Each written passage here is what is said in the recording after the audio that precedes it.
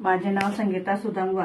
मी मनसुधा health सेंटरमध्ये सेशनला येते. त्या सेशनमध्ये आल्यापासून माझ्यात जो काही बदल झाला किंवा सेशनमुळे बदल घडून आला त्याच्याविषयी मी सांगणार आहे. म्हणजे याच्या अगोदर जीवनात असं होतं की तुझं आहे, तुझं पाशी जागा विसरला. म्हणजे सगळं आपल्याकडे होतं पण ते आपल्याला विसर पडला होता.